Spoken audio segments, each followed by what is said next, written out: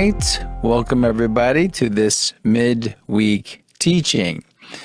And what I'm going to do today, folks, is essentially a response because a while back I did The Rapture Already Happened series.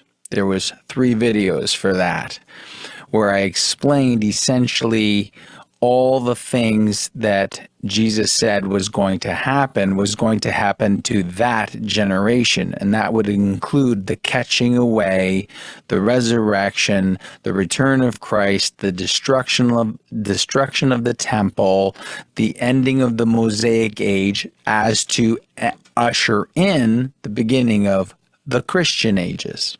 All right. So in that, there was some controversial statements made. And by the way, that's why back then I think I had some, longer hair as opposed to right now. But in that, a lot of folks were mentioning in some of the commentary said, well, where's the historical evidence that anything like this happened? So aside from the destruction of the temple itself, which I think everybody knows about because there's no Jerusalem temple standing today, so we know the temple was destroyed, but there was actual evidence in the book of Josephus and the book of Tacitus about wild things happening up in the heavenlies. All right. So again, I'm going to just show this one because I have showed it before. It's the book of Josephus. I grabbed the essential writings of the book of Josephus. Josephus, the essential writings, and I believe it's Paul L. Maier, M-A-I-E-R. Okay? And this has, so that's a physical copy right there, but I'm going to use a digital copy for you guys to see. I'm going to read some of it, and then hopefully that'll inspire you to really look into what happened back in that time frame of 60 to 70 AD when the Roman-Jewish War happened, because clearly Jesus did indeed say, this generation shall not pass away before all these things happen. He was in the temple talking about the destruction of the temple, and that was the focus point of the Mosaic law. And if that's destroyed, if you will, well, then clearly you can't do the Mosaic law. And of course, he fulfilled all the law and the prophets, and that included bringing that to an end, that age to an end. All right. So we're going to talk about how Jesus's return was not a physical return landing on the earth, but rather it was from a heavenly position. And that's why there was witnesses saying that they saw some wild stuff in that time frame. So let's go and start out with the book of Josephus, and then we'll go to the book of Tacitus, and then we'll compare it to a few scriptures. All right. So here we go. And here we are in the book of Josephus, guys, and this is book 6, chapter 5, verse 3. All right. Thus were the miserable people persuaded by these deceivers, and such as belied God himself, while they did not attend nor give credit to the signs. Okay, I'm going to talk about that in a minute. That were so evident. So there was evident signs happening in this time, Josephus writes, and did so plainly foretell their future desolation. So this is prior to the temple being destroyed. Okay, and this is prior to Jerusalem being destroyed. And he says there was evident signs that was foretelling the future the future desolation, which wasn't long from this time frame. Okay, so now real quick, we're going to go over to Matthew 24:30.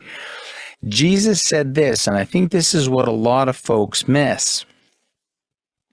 He said, and then shall appear the sign of the Son of Man. Okay?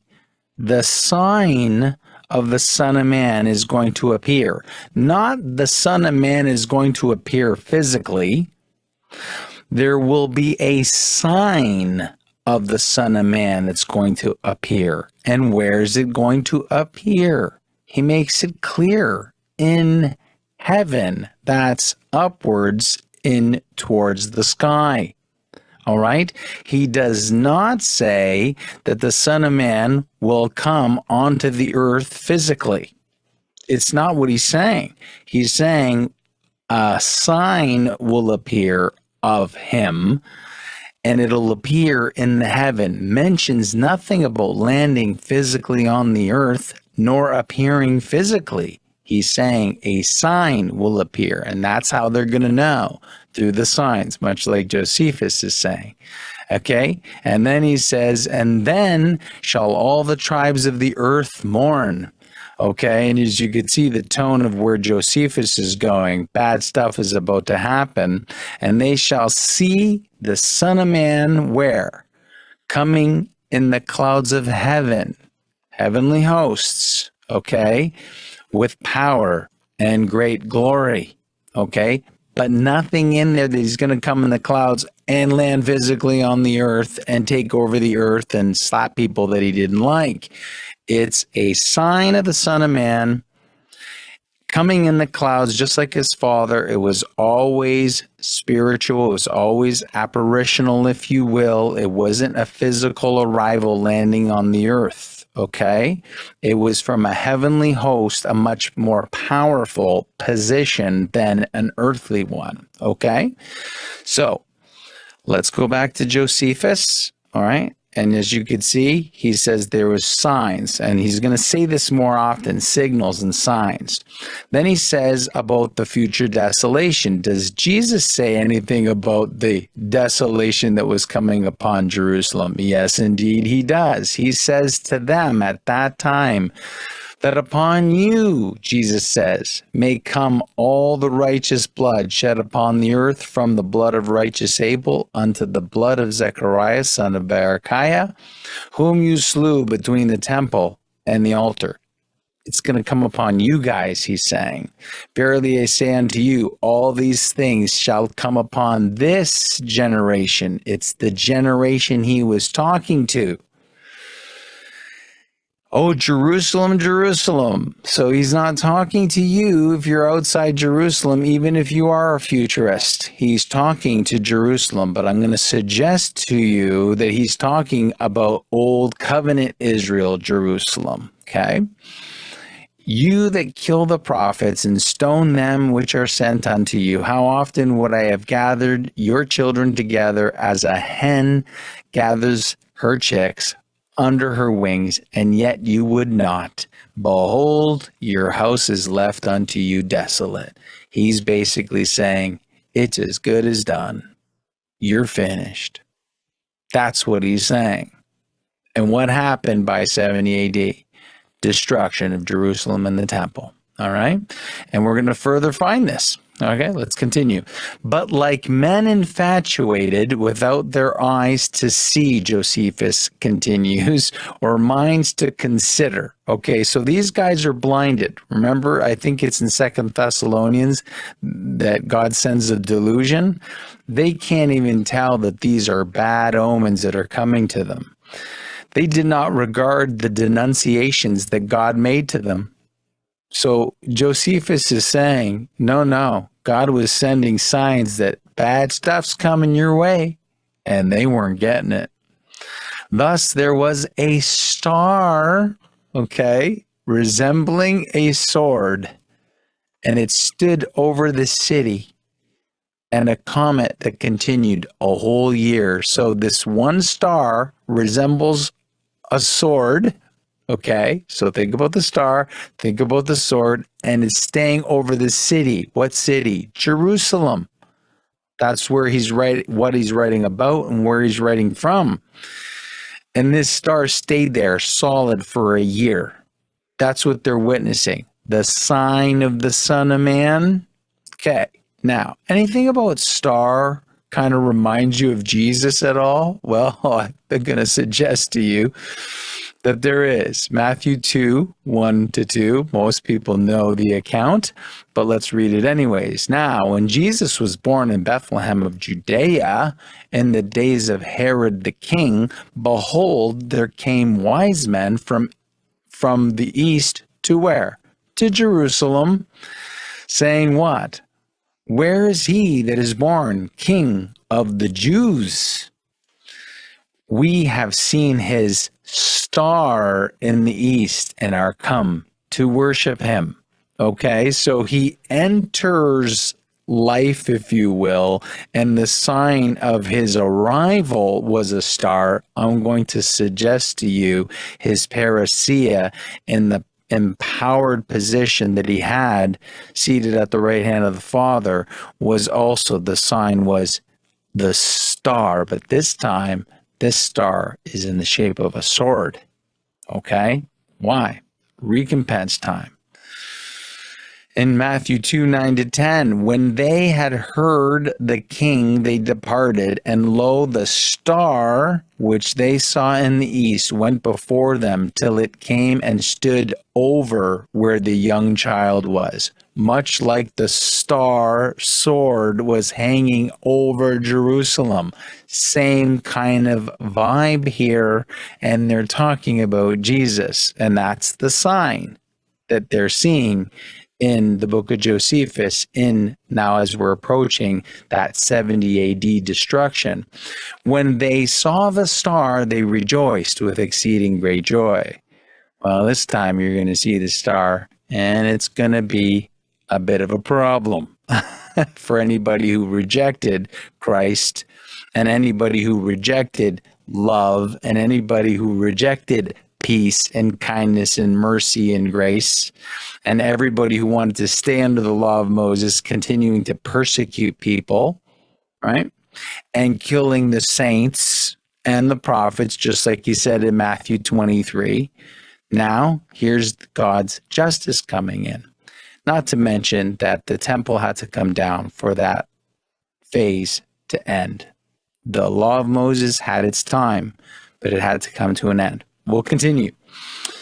So, this is historical accounts. You asked me for them, I'm giving you them.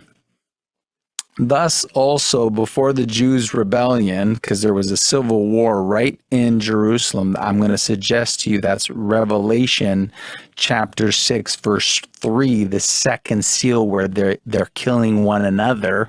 That's a civil war that started in Jerusalem.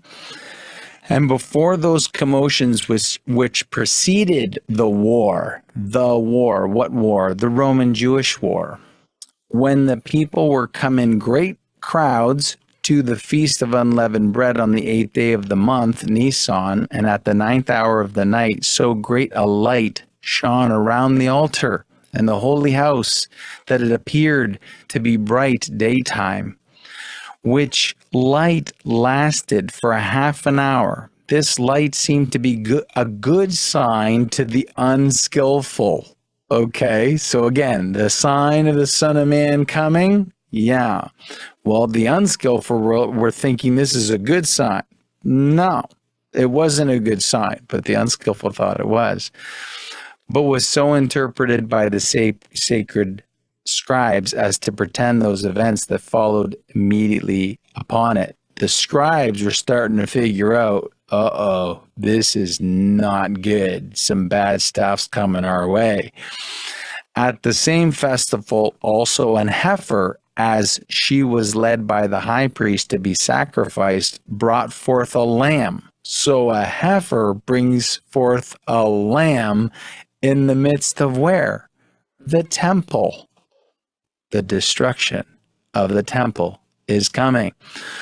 And why? Because, and as you could see, put together, the Lamb of God that takes away the sins of the world, you see? Moreover, the eastern gate of the inner court of the temple, always talking about the temple here, because that's where most of the law of Moses was always being conducted, which was of brass, and vastly heavy and had been with difficulty shut by 20 men and rested upon a basis armed with iron and had bolts fastened very deep into the firm floor. Okay, so basically normally this gate was so heavy that you need about 20 guys just to shut this thing, which was there made of one entire stone, was seen to be opened of its own accord. So all of a sudden they go there and, hey, this door is just open. You can't just open this door. You need like lots of manpower to open this door, and all of a sudden it was open. Now watch this. About the 6th hour of the night. Now those that kept watch in the temple came hereupon running to the captain of the temple and told him of it, who then came up thither, and not without great difficulty was able to shut the gate again. Again, not without great difficulty. So he shuts the gate, but it was not easy for him to do, because again, it takes about 20 guys to do this. This also appeared to the vulgar to be a very happy prodigy, as if God did thereby open them the gates of happiness. So they, the unskillful are like, hey, this is God saying, hey, I'm opening the gates to happiness. And it's like, no, you're interpreting this completely upside down, because then it says, but the men of learning understood it, that the security of their holy house was dissolved of its own accord, and that the gate was open for the advantage of their enemies. Okay? These are signs that the Son of Man is coming for the recompense that you're seeing in the book of Revelation. That's the Lamb coming, right, with a sword in his mouth. And we're going to talk about that. So these publicly declared that this signal, notice they're always using signs, right? Even Paul says the Jews always require a sign. Well, he was sending some signs foreshowed the desolation that was coming upon them. Oh, Jerusalem, Jerusalem, your house remains to you desolate. Okay? That's what this is all about, the desolation of the Jewish temple in the first century. Besides these, a few days after that feast, on the 21st day of the month of Ir, a certain prodigious and incredible phenomenon appeared. Okay, so again, you see another phenomenon appearing. And where is it going to be appearing? Up in the sky. Okay, because the Son of Man, the sign of the Son of Man will appear where? In heaven, in the clouds. Okay? And this signal appears in the sky and says, I suppose the account of it would seem to be a fable were it not related by those that saw it, and were not the events that followed it of so considerable a nature as to deserve such signals, signs. For before sunsetting, chariots and troops of soldiers in their armor were seen running about among the clouds. Okay? This is the eyewitness testimony that we're getting out of historical documentation and surrounding of cities. Moreover, at that feast, which we call Pentecost, okay? They continued to go in here, by the way, and it says, I'm going to continue to read this. As the priests were going by night into the inner court of the temple, as their custom was to perform their sacred ministrations, they said that in the first place they felt a quaking. Okay, so now they're feeling a quaking and heard a great noise. So they don't see this great noise particularly, but they feel the quaking and they hear a great noise. And what does the noise say? And after that, they heard a sound as of a multitude saying, let us remove hence. Okay. So all of a sudden they hear this multitudes of voices saying, let us remove hence. Let's get out of here, essentially. Okay. So those are signs. Those are signals. Crazy things is seeing up in the sky, literally things, seems like chariots and things of that nature are actually operating up in the clouds. And he said this was just so wild, clearly. Okay, so that's the book of Josephus. Is there any more? Yes, but before we go there, let me show you, because it talks about the sword, right? The sword being a sign. Well, in Revelation 19, verses 14 to 15, this is the part where Jesus is making his glorious return that everybody thinks is in the future. No, it already happened. I'm going to suggest strongly in the first century. That's what all those signs are about. And in Revelation 19 it says, and the armies which were in heaven followed him upon white horses, clothed in fine linen, white and clean, and out of his mouth goeth what? A sharp sword. Okay. So again, this is the book of Revelation, very symbolic, right? Why does John write that out of his mouth is a sword? Well, the sign of the sword in the sky that they're seeing that stayed there over the city for a year, that with it he should smite the nations, and he shall rule them with a rod of iron, and he treadeth the winepress of the fierceness and the wrath of Almighty God. Okay, so there's that kind of recompense judgment, the destruction of Jerusalem and the temple, and you're seeing the term of the sword coming out of Christ's mouth, okay, in the imagery. It's not literal, but in the imagery. They saw a literal sign, okay? So, is there any further? This is the book of Josephus. Well, we just read the Bible, of course, but I just read you the book of Josephus. There's a book of Tacitus. Now, Josephus is Jewish. This gentleman is, I believe, of Roman citizenship. Okay, his name is Tacitus, and he writes the similar type of event. Okay, in his book, and in this book, it's book 5, chapter 13.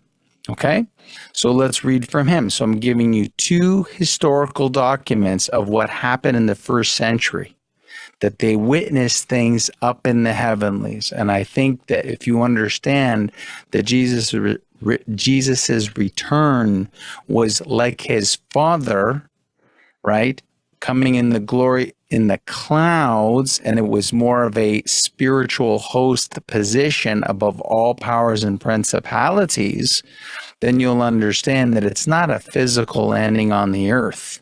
Okay? And once you understand that, you'll understand that the return that Jesus was talking about was for that generation to bring the Mosaic age to an end. Okay? So in book 5, chapter 13 of the book of Tacitus, prodigies had indeed occurred, but to avert them either by victims or by vows is held unlawful by a people which, though prone to superstition, is opposed to all propitiatory rites. Contending hosts were seen meeting in the skies. Okay? Contending hosts were seen meeting in the skies. This guy is not Jewish, but he's reporting the same type of event. Remember in the book of Revelation, it says, and every eye will see. Well, they were seeing, okay? They were seeing stuff happen where, though? In the skies, right? Arms flashed, and suddenly the temple was illumined with fire from where? From the clouds. So this illuminating fire-like light, I'm assuming he's kind of talking about, is being illuminated from the clouds. I will be coming on the clouds with great glory, right? That's the idea here. And you're seeing some writings here that's saying we saw some wild stuff happening in the skies and coming from the clouds in the skies. Of a sudden, the doors of the shrine opened. See, all of a sudden, poof, these doors are opening, and a superhuman voice cried, the gods are departing. This is let us depart hence, is how the book of Josephus was interpreted, if you will, because they had to translate this. Here it says they heard this great superhuman voice crying, the gods are departing, right? So is this true or not? Well, if you believe that it's going to happen in the future, why can't you believe that it already happened? I'm going to suggest to you, if you're going to call these people liars, then people have the right to call you a liar. Well, this just affirms what Jesus said was going to happen to that generation. That's all it does. We'll talk more about that. As it continues, he says, at the same moment, the mighty stir of their going was heard. And then he says this, few interpreted these omens as fearful. Okay? They should have, but they weren't. The majority firmly believed that their ancient priestly writings contained the prophecy that this was the very time when the East should grow strong and that men starting from Judea should possess the world. See, the Israelites thought, oh, this is good. See, we're going to take over the world. No, you're going to get destroyed. Do you see? But God will send them a strong delusion. They rejected the Christ, and this was recompense time, bringing the Mosaic age to an end. This mysterious prophecy had in reality pointed to Vespasian and Titus. Vespasian is the Caesar, and Titus is Vespasian's son, and Vespasian sends his son, who's leading the Roman army, to go destroy the temple. Okay, so he says this mysterious prophecy was in reality, right? So the Israelites are seeing this, the ones who rejected Christ were seeing this, yeah, God's with us. And he's like, in reality, those prophecies were saying, you guys are done for. Okay, so even this Roman citizen writer understands, no, those prophecies are about you guys going down.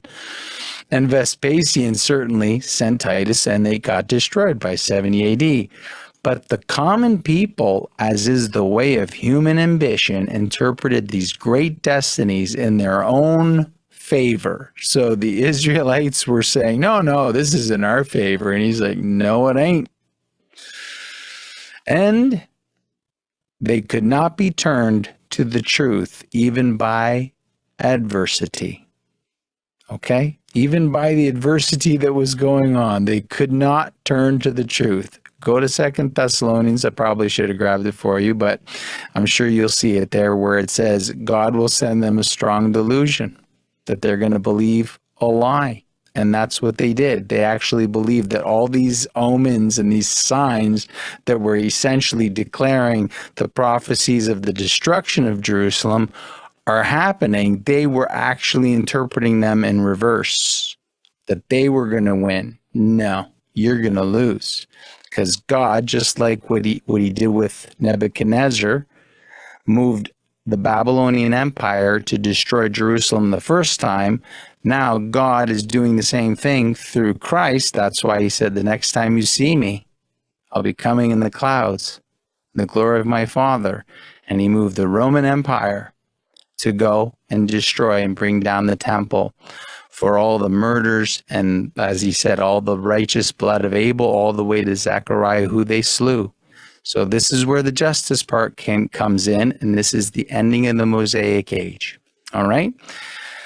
And I don't know if I wanted to read any more about this, but as you can see, you can continue to take a look at this, but a lot of people died in this war. All right? So, what am I suggesting to you here, folks? What I'm suggesting to you is that you asked me for historical documentation, and there is others, by the way. I could give you more. But if you don't believe the book of Josephus, and you don't believe Tacitus, quite frankly, and you don't believe that when Jesus says, this generation shall not pass before all these things be fulfilled, you're ultimately not even really, and I'm sorry to be so bold, but I have to, you're not taking Jesus's words for the time frame. And therefore, right, I give you this information and you're going to make your own decision on this. And if this isn't the proof for you, right, then no matter how many historical documents I give you, you're just going to continue to reject it.